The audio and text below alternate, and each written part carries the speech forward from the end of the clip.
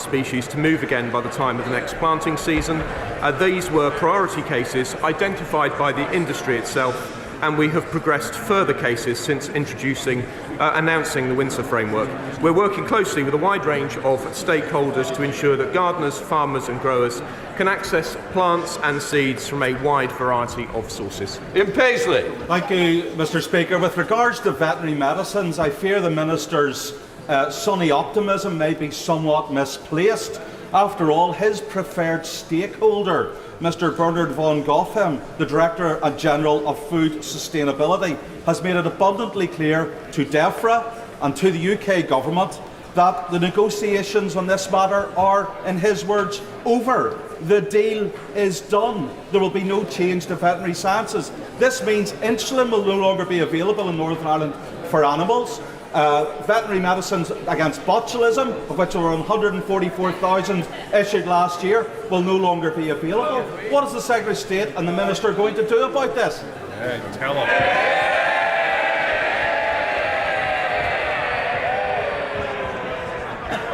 Mr. Speaker, the honourable gentleman has presented me with information about which I was not aware beforehand. Certainly happy to look at what's been said. But what I would say to him is that the Prime Minister, my right honourable friend the Prime Minister, did the deal which no one said could be done. That has transformed the relationship with the European Union, and I am confident, therefore, that we will be able to deliver a deal on veterinary medicines. But as we sometimes say, I don't recognise the information he's presented. It's new to me, and I shall be glad to look at it, but we will certainly have to deliver a deal.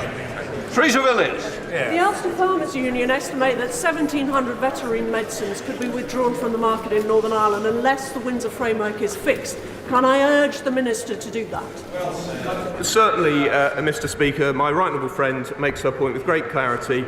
Of course, making it on occasions such as this, it has been widely heard by a wide range of ministers, and I am confident we will be able to redouble efforts to deliver what we need on veterinary medicines. Can I welcome everybody back to Prime Minister's questions? Louis French. Question number one, please, Mr. Speaker. Mr. Speaker, I'd like to start by congratulating Serena Wiegman and the Lionesses for their fantastic performance at the World Cup. We are all incredibly proud of them. Mr. Speaker, I also know the whole House will want to join me in sending condolences to the family, friends and colleagues of Sergeant Graham Saville. It is a testament to his bravery that he died in the line of duty, and a terrible reminder of the work the police do every day to keep us safe. Mr. Speaker, this morning I had meetings with ministerial colleagues and others. In addition to my duties in this House, I shall have further such meetings later today. Louis French. Thank you, Mr. Speaker. The Labour Party used to claim that it represents working class people. But Labour's ULEZ expansion to Greater London will now hammer millions of working people with bills of £12.50 per day or £4,500 per year. Does the Prime Minister agree with me that it's unacceptable for Londoners and those in surrounding counties to face this regressive and unacceptable tax, and will he do everything that he can to help working people?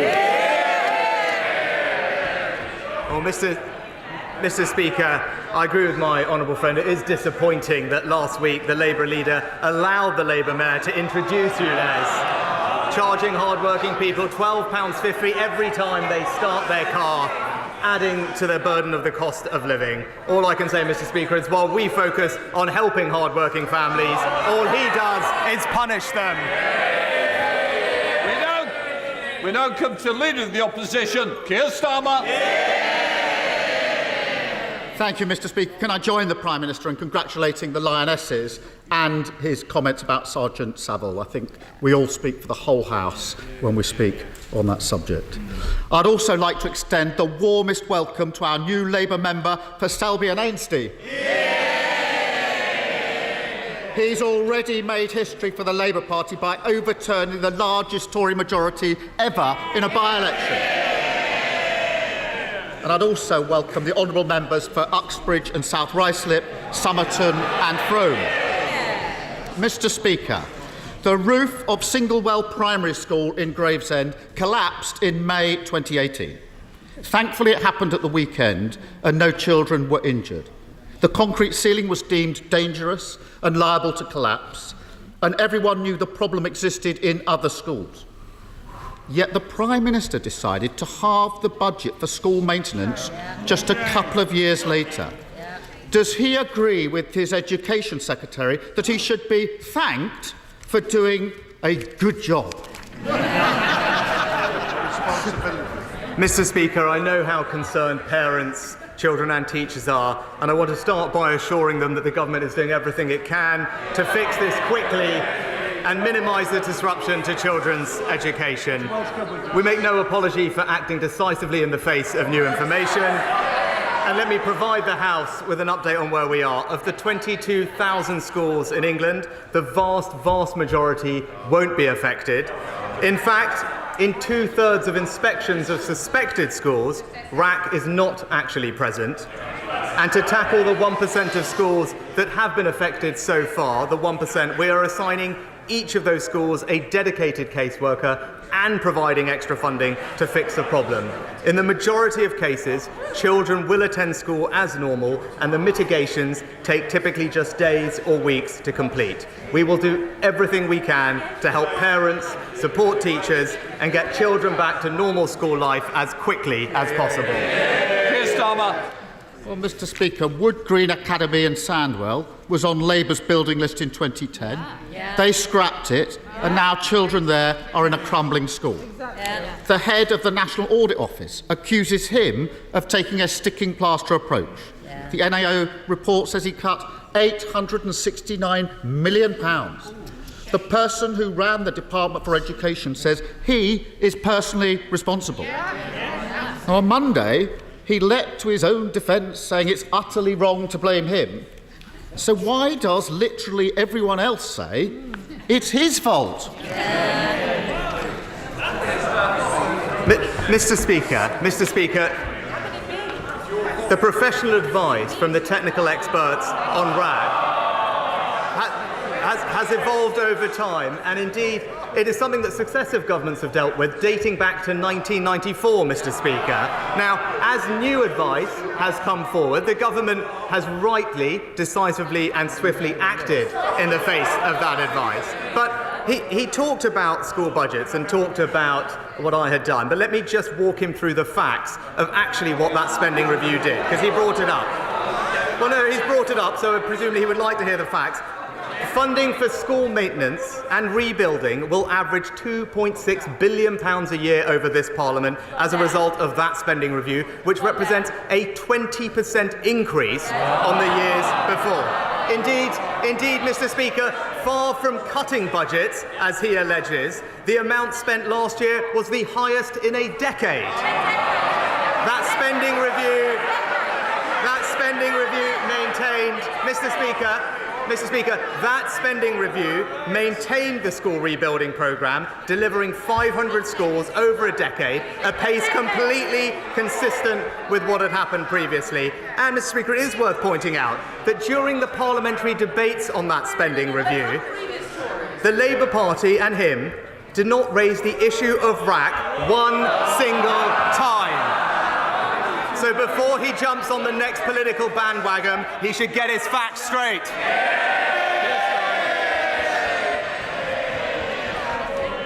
Mr. Speaker, Carmel College in Darlington was on the Labour's building list in 2010.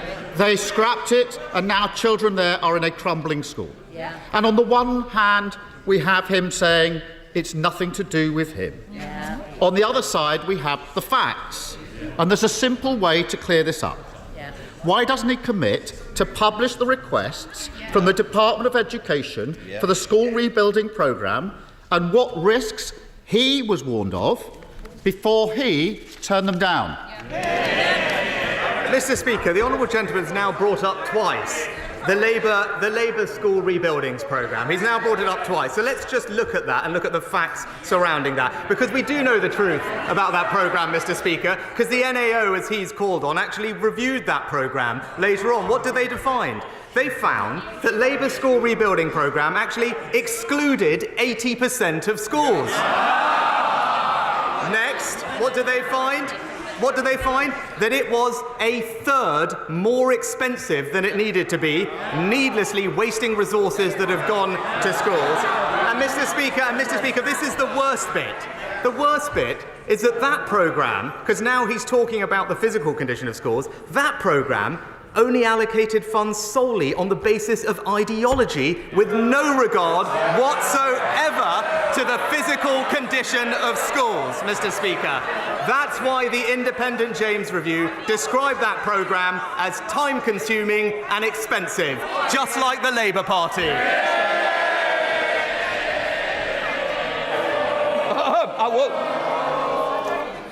We don't want to start off with somebody leaving so early, because that's what's going to happen. Keir Starmer.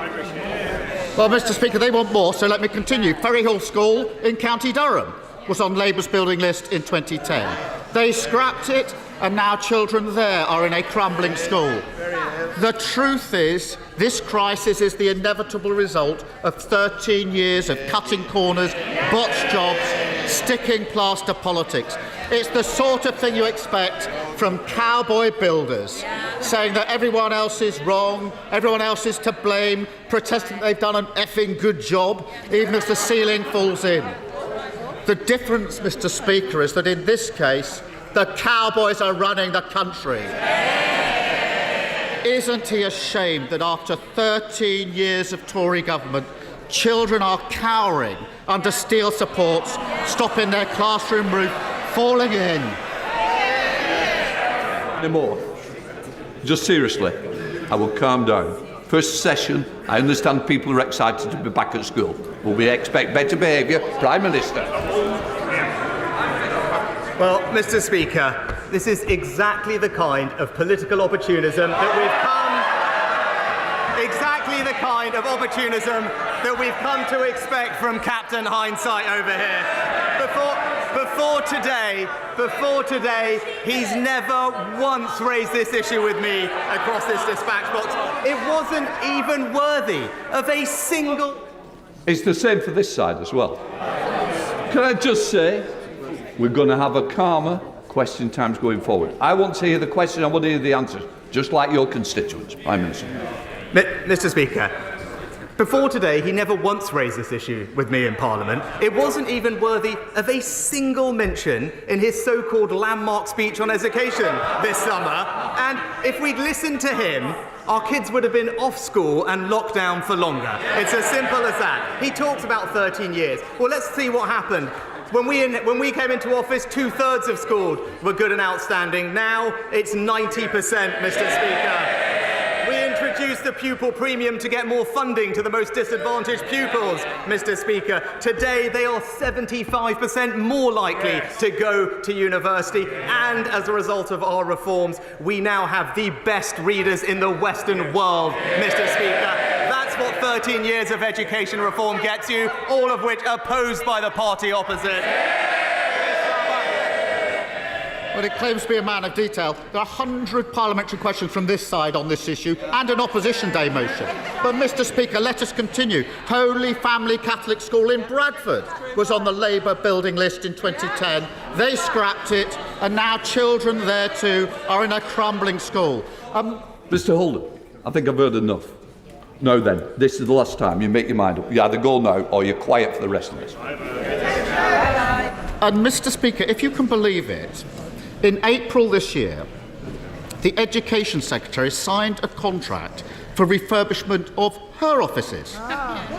It's got her personal stamp of approval on it. It cost, I can't quite believe this, £34 million. Can he explain to parents whose children aren't at school this week why he thinks a blank cheque for his Tory minister's office is better use of taxpayers' money than stopping schools collapsing? Well, Mr. Speaker, what I'd say to parents is, in the receipt of new information, we have acted decisively to ensure the safety of children and minimise disruption to education, as we have laid out and communicated extensively. That is the right thing to do. And I would also gently point out to him, Mr. Speaker, whilst the Department for Education started this process 18 months ago in spring of last year, as far as I can tell, in Labour-run Wales, they still don't know which schools are affected, Mr. Speaker. But again, he brought up this issue of funding, Mr. Speaker. And again, let's look back to what happened in that spending review. Because in that spending review, I increased the Department for Education's capital budget by 25% to a record £7 billion, Mr. Speaker. It tripled the amount that we spend on children with special education needs and disabilities. It improved the condition of the overlooked FE estate, and it set the course for per-pupil funding to be the highest ever. But it also, Mr. Speaker, crucially, invested £5 billion to help our pupils recover the lost learning from COVID. £5 billion, Mr. Speaker, and he might remember that because we wanted pupils learning, he wanted longer lockdowns. Keir Starmer. I think he just doesn't get how this "it's all fine out there" is so at odds with the lived experience of millions of working people across this country. And Mr. Speaker, let's go on. This is a long list. At least 6 schools in Essex were on Labour's building list in 2010. They scrapped them, and now children there are in crumbling schools. What he won't admit is the reason he cut these budgets, ignored the warnings, is quite simple. Just like he thought his tax rises were for other families to pay, he thinks his school cuts are for other families to endure. Doesn't it tell you everything you need to know? That he's happy to spend billions of taxpayers' money sprucing up Tory offices, billions to ensure there's no VAT on Tory school fees, but he won't lift a finger when it comes to protecting other people's schools, other people's safety, other people's children. Mr. Speaker, I know he comes here with these prepared scripts, but he hasn't listened to a single fact of 6 questions about the record amounts of funding going into schools, about the incredible reforms to education impacting the most disadvantaged children in our society, a record that we're rightly proud of. And yes, of course we can name the schools. That's because we are reacting to information and publishing that information, Mr. Speaker, so we know where the issues are, something that we're still waiting for by the Welsh Government in Wales. But Mr. Speaker, of course he wants to try and score political points of something that we are dealing with in the right and responsible way. But I do note that he has not mentioned a single other thing that has happened since we last met across these dispatch boxes, Mr. Speaker. He talked about hard-working families across Britain, but what's happened? Energy bills, down, Mr. Speaker. What's happened to inflation? Down, Mr. Speaker. What's happened to small boat crossings? Down, Mr. Speaker. And when it comes, Mr. Speaker, to economic growth, what's happened? It's gone up, Mr. Speaker. He tried time and time again to talk down the British economy, but people weren't listening, thankfully. His entire economic narrative has been demolished, and the Conservatives are getting on delivering for Britain.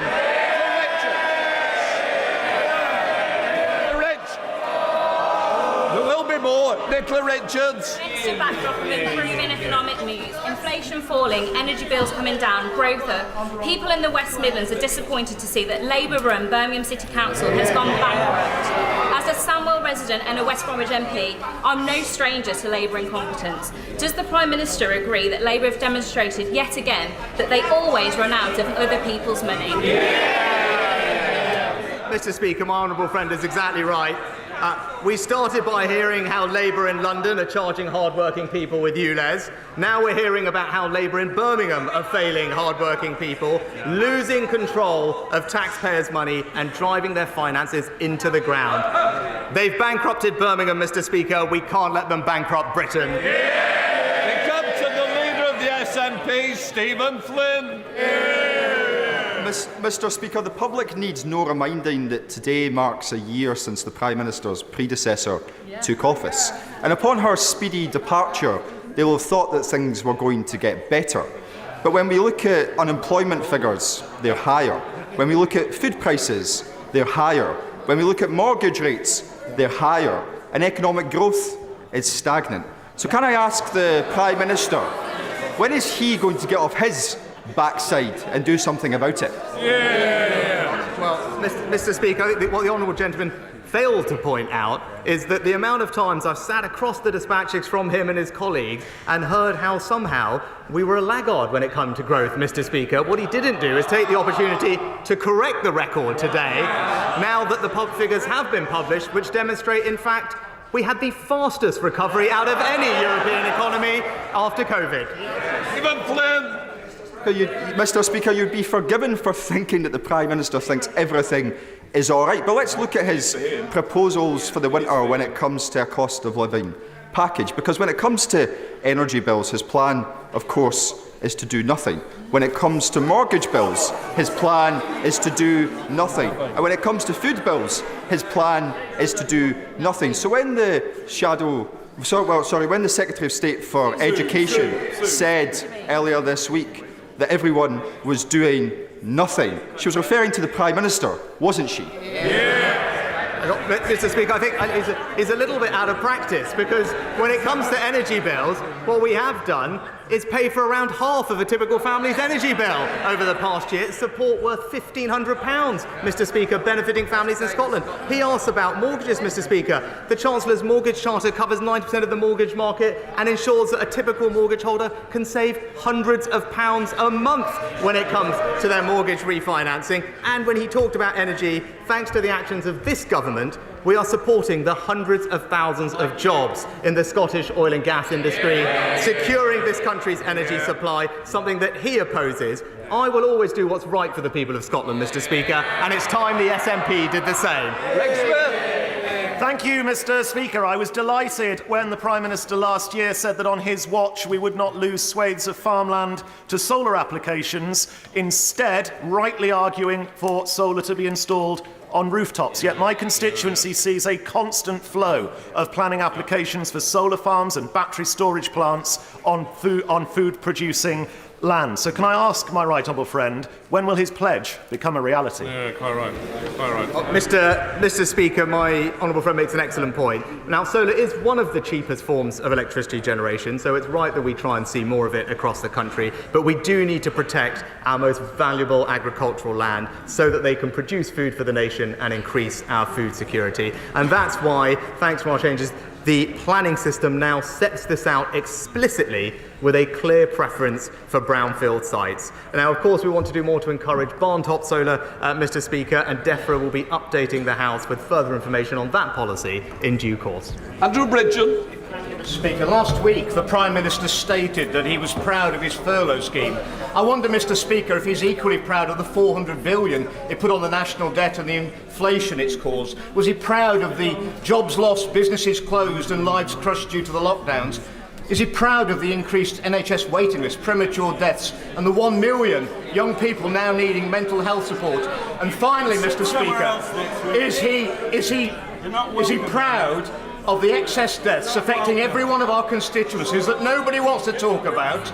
And will he give an undertaking to the British public, a solemn undertaking that they will never be inflicted upon them ever again?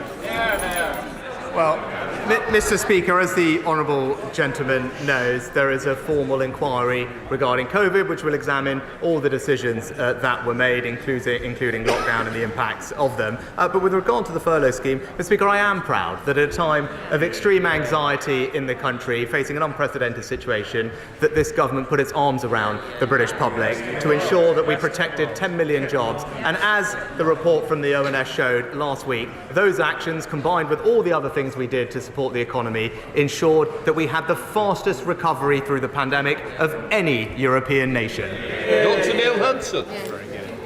Thank you, Mr. Speaker. As a nation of animal lovers, the Conservatives' government record on animal welfare is a source of great pride. But sadly, too many abuses remain, from pet theft, the smuggling of puppies and heavily pregnant dogs, and dogs with their ears horrifically cropped, to the illegal export of horses to Europe for slaughter. These issues are personal to me as a veterinary surgeon and to my constituents, especially animal theft and livestock worrying.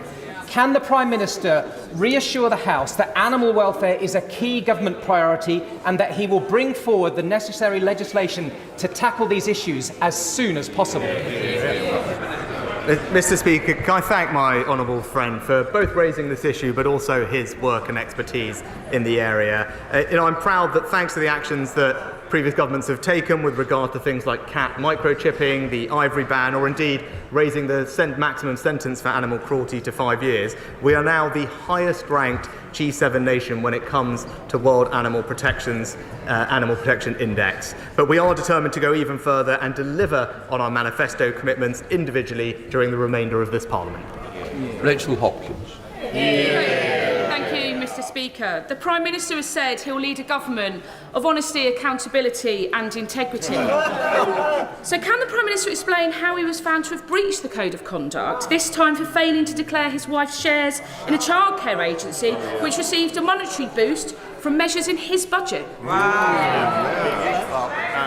Mr. Speaker, if the Honourable Lady reads the full transcript and the full findings, she will see a detailed explanation of what happened, which the Commissioner described as a minor and inadvertent breach. But given that at the time I was not aware of the policy that was being discussed with me and corrected it later on and could have corrected it with slightly different language, she'll also know that I'm not the only person across these dispatch boxes that has had the same thing happen to them. John Penrose. Mr. Speaker, can I interest the Prime Minister in proposals from the Carbon Competitiveness Commission, which I chair, which would deliver net zero cheaply and without deindustrialising our economy? It would help British manufacturers placing imports from countries with lower energy costs, make our exports more competitive everywhere, and cut fuel duty here at home. We have strong backing from Britain's heavy industries, cross-party support from the excellent member from Aberavon, who I see is also on the order paper. So would the Prime Minister consider adding his name to our list of supporters as well? I'm grateful to my honourable friend and the Commission for Carbon Competitiveness for the report that he's worked on and highlighted. The government is absolutely committed to putting in place the necessary policies for UK industry to decarbonise successfully. As he'll be aware, government recently consulted on addressing carbon leakage in particular with a range of potential options. We're in the process of considering those responses and will issue a formal response in due case. Claire Anderson. Thank you, Mr. Speaker. Every year, billions of wet wipes go out into our rivers and oceans and clog up our sewers. Yeah. I've been campaigning on this for years to ban plastic in wet wipes, and the government has finally promised to ban plastic in wet wipes, but that was 5 months ago and there's been nothing since then. So will the Prime Minister today finally give a date when that ban will come into force and make a difference to our environment, or is this another broken promise from his zombie government? Speaker, in the comprehensive plan for water that was published by the Environment Secretary in April, we did confirm our intention to ban wet wipes containing plastic, subject, of course, as is legally proper, subject to a public consultation. That consultation will be launched in the coming months in autumn of this year, and I know ministers will keep the House updated on progress. Craig McKinley. I'd like to offer some assistance on the small boats issue. Has my right honourable friend considered the incongruity of the fact that a UK dinghy manufacturer trying to sell into the EU market would have to apply the CE marking, customs codes and the potential of being stopped and checked? And similar applies perversely when a simple thing like GB to NI trade. But none of this applies, seemingly, when these huge, supersized, dangerous, cut-and-shut dinghies are taken in from Turkey across the EU border into Bulgaria and Greece. Is he as confused as I am by the EU's double standards on this matter? Well, my honourable friend is absolutely right that we must do all we can to stop the boats and tackle illegal migration. And we know that the export of small boats across parts of the European continent is a vital element of the smuggling gang's tactics. And that's why, specifically, we are stepping up joint operations with Turkey, Mr. Speaker. And I raised this with the President when we spoke, so that we can tackle organised immigration crime and specifically disrupt the supply chain of boat parts that are used for these dangerous crossings. And I will continue to keep him updated on our progress. Luke Pollard.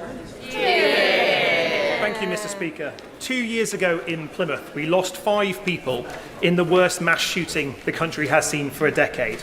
The government has finally consulted on firearms reform, but after pressure from shooting groups, even these sensible measures looks like they could be watered down.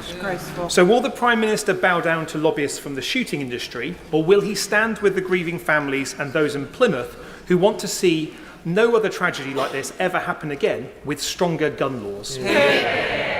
Well, Mr. Speaker, I know how important this issue is to the honourable gentleman following the horrific shooting in his constituency, and my thoughts are with the family of all those who were killed.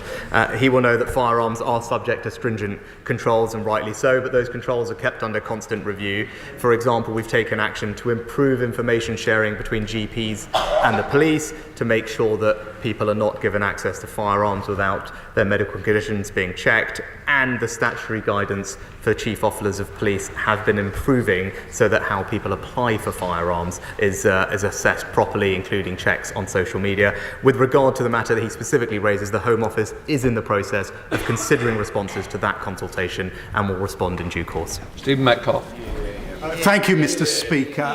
Later today, Mr. Speaker, I'm bringing forward a 10-minute rule bill to include the provision of automated external defibrillators in all new housing developments of 10 dwellings or more. Will my right honourable friend therefore support this provision and ask his relevant cabinet colleagues to engage with me on to ensure these life-saving pieces of equipment can become commonplace where they can have the most impact close to people's homes? Well, Mr. Speaker, my honourable friend is right to highlight the importance of these life-saving devices, and that's why the National Planning Policy Framework already expects planning policies and decisions to promote public safety, but it's also why recently the government launched a £1 million fund which will place around 1,000 new defibrillators in communities across England to help improve equality of access to these life-saving devices. Andy MacDonald.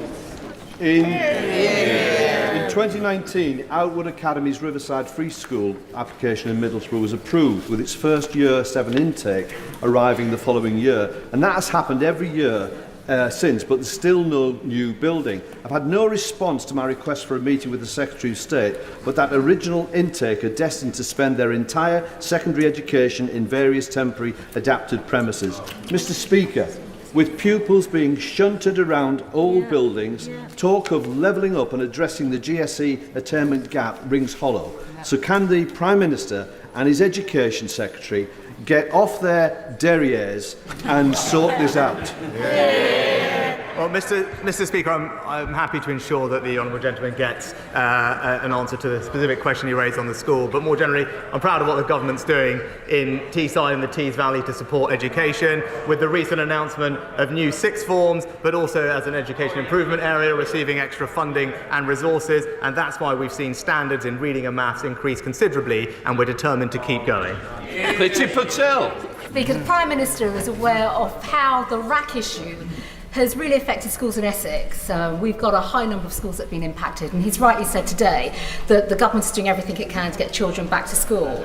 Can he try to commit, and I know there's a debate later on today, to fully funding both the capital and revenue costs that are associated with getting children back into school? And I would hope that he would commit to meeting the leader of Essex County Council, because they are pioneering some great reforms right now where they're looking to support, maintain schools, as well as academy trusts, and I think actually the government could get some good insights in terms of how we can get children back to school fast, and also look at the funding model for this. Can I first of all start by thanking my right honourable friend for the engagement constructively that she's had with the department, and indeed pay tribute to her school leaders and local authority for everything that they are doing. I am happy to give her the reassurance, as the Chancellor already said, new funding will be provided to schools to deal with this issue, but also to ensure that we can get through this as quickly as possible for her constituents and parents, and indeed everyone's. DFE are in the process of increasing the number of dedicated caseworkers from 50 to 80. We have 35 project directors regionally on the ground to support, and we've increased the number of survey firms by more than double, Mr. Speaker, so that we can rapidly, over the next few weeks, fully assess all the relevant schools and have a mitigation plan in place. Stephen Kinnock. Thank you, Mr. Speaker. Steelworkers in my Aberavon constituency have watched in frustration as other governments have pumped investment into decarbonisation, whilst successive Tory governments have sat on their hands. So when will the Prime Minister finally conclude the talks with Tata Steel, and can he guarantee that there will be a matching level of investment with what other European governments are doing on decarbonisation? And will he guarantee that the conclusion will be based on serious engagement comprehensively with the steel unions?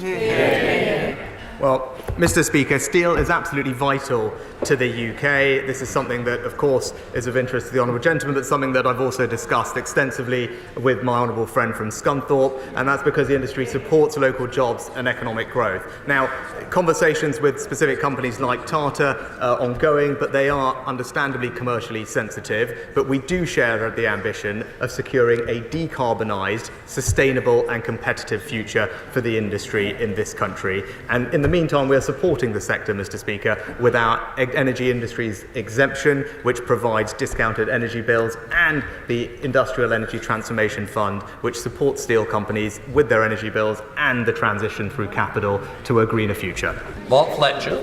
Thank you, Mr. Speaker. 2 weeks ago, the government announced that the Bolsover school's bid for a sixth form in my constituency has been successful. 52% of school leavers at 16 years old across the country go on to a sixth form, but in Bolsover it's 23%, in Clown 22%, and in Shirebrook it's 7%. So will the Prime Minister join me in thanking the Redhill Academy Trust, Matthew Hall, the head teacher of Bolsover School, and all of those who have helped to bring a sixth form to Bolsover? Well, can I congratulate Redhill and everyone involved with the successful bid for the new sixth form in Bolsover. I'm delighted that the bid was successful because my honourable friend, I know, shares my desire to ensure a world-class education for every single one of our young people across the country, because that is the best way to provide them with the opportunity for a better life, and this new programme of sixth forms will deliver that in his constituency and many others across the nation. Ian Mans. Very grateful, Mr. Speaker. Mr. Speaker, the North East has been underfunded in terms of transport investment for decades. HS2, meant to be an economic development and connectivity lifeline, now not coming anywhere near. And the A1 Northumberland dualling decision delayed yet again, and our regional rail services still running on outdated infrastructure and rolling stock. With all that in mind, will the Prime Minister commit to funding to reopen the Leam sideline from Gateshead to County Durham to take pressure off the East Coast Main Line and aid economic well-being movement of passengers and freight services in the North East of England, or is levelling up just a rhetoric? Well, Mr. Speaker, what I would say to the honourable gentleman, obviously it wouldn't be right for me to comment on specific projects, but to give him a sense of our commitment, what I can tell him is that in real terms, since 2010, we have spent over a third more in central capital investment in northern transport every single year since 2010 compared to Labour's last 6 years in government, Mr. Speaker. That's what we're doing for northern transportation, and specifically when it comes to reopening and restoring railway lines, where was the first one we did? From Ashington to Blythe. Limrag.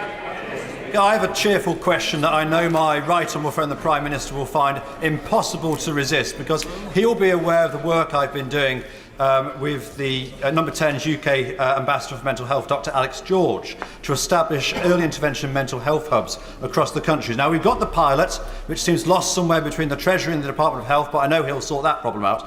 But I wonder if he will be able to meet with Dr. Alex George and myself to discuss it further, because these hubs will make a massive difference to constituencies across the country, because we all know the problems with CAMHS and the perverse situation where children and young people have to get progressively worse before they get the treatment they need. I know he'll be very supportive of this one, Mr. Speaker. Well, Mr. Speaker, I know my honourable friend is rightly a passionate advocate for improving mental health support for young people, something that I know we are doing, and I'm proud of our record, particularly increasing the number of mental health support teams that work with schools and expanding community services. I know DHSE is looking at the role that early support hubs might play in this plan, but I'm very happy to meet my honourable friend personally to discuss how we can push this through. Mary Glynn. Thank you, Mr. Speaker. We've heard far too much lately about ministerial posteriors and very little about prosperity for the country, even in these dying days of the lame duck government. Will the Prime Minister stop prevaricating and subscribe to the Horizon programme for the sake of vital British science, innovation and cancer research? Well, Mr. Speaker, this is a government that is investing record sums in British science and research and development because we believe that is critical to a brighter economic future and spreading opportunity. Now, our priority and preference is to associate to Horizon, but we do want to make sure that that is on terms that are right, both for the British taxpayer and for British science and research. I can commit to her that we've been extensively involved in discussions. I hope to be able to conclude those successfully, and when we do, I hope she'll be the first to stand up and congratulate the government. Caroline Dinage. Thank you very much, Mr. Speaker. September is Childhood Cancer Awareness Month, but it also marks 2 years since the death of my constituent Sophie Farrell. She was only 10 years old. Every day in the UK, Mr. Speaker, 10 young people will be diagnosed with cancer, and 2 of those will not survive. Those that do face a lifetime of side effects from treatments that are just not designed for small bodies. When will the Prime Minister publish a childhood cancer action plan? Oh, Mr. Speaker, can I thank my honourable friend for raising this issue and extend my sympathies to her constituent and its family as she raised. She's right to continue campaigning in this important area. I hope she'll understand that I can't preempt the content specifically of the strategy, but I can tell her that it will draw on previous work, including submissions from childhood cancer charities and stakeholders to our recent calls for evidence. Of course, we want to hear from them to highlight and get a sense of the issues that she specifically raised, but I'll ensure that we write to her to give her a sense of timing. Chris Law. Thank you, Mr. Speaker. Every year, the SNP Scottish Government mitigates against the cruellest of Westminster policies by spending £84 million supporting hard-working families against the brutal bedroom tax and over £6.2 million covering the 2-child benefit cap. Astonishingly, Mr. Speaker, we have learned over the summer the Leader of the Opposition is an enthusiastic supporter of these Tory cruel welfare policies, with U-turn after U-turn from the Labour Party. So given that the Tories and Labour are 2 cheeks of the same arse, offering no change, no vision, no hope, does the Prime Minister agree that the only way Scottish voters can rid themselves of these... Order. I'm not going to both stand up, so one of us is going to give way and it won't be me. Can I just say, let's think about language. Let's be more temperate and let's make sure that this Parliament can be proud. The pride of this Parliament will shine through, but certainly not using language. Happy to change the offending word with bottom. Given that the Tories and Labour are 2 cheeks of the same bottom, offering no change, no vision and no hope, does the Prime Minister agree that the only way for Scottish voters to rid themselves of these heinous policies is to vote SNP to leave Westminster forever?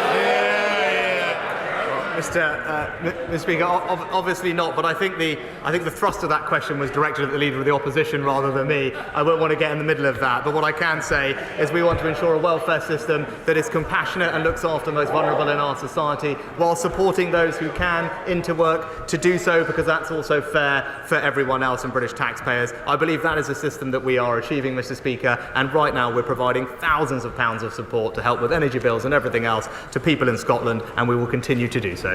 That completes Prime Minister's questions. Just sit down a minute.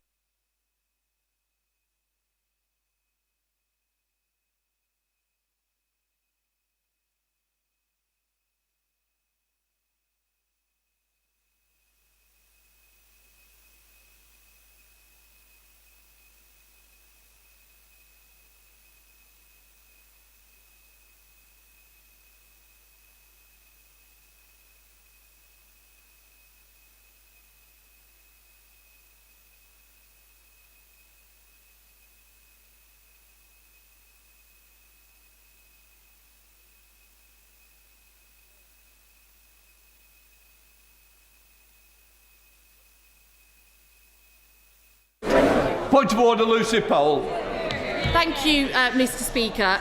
On a point of order, the Prime Minister in PMQs earlier said that my right honourable friend, the Leader of the Opposition, had never raised the issue of school building safety before, and he specifically mentioned his education speech earlier this summer.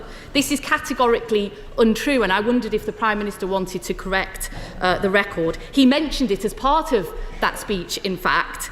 It has also been raised by the opposition more than 180 times in this House and was the subject of an Opposition Day debate in the Leader of the Opposition's name in May. And I'm sure that the Prime Minister wouldn't want to give the wrong impression to the House, Mr Speaker.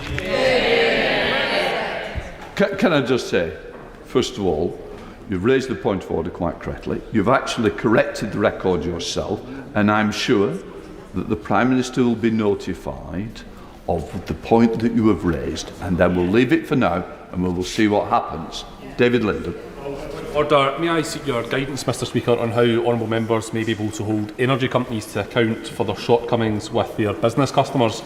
I've been in contact with EDF Energy for a number of months now over multiple failures on their part, which have severely impacted Circle CICA, a wonderful community interest company in Easterhouse.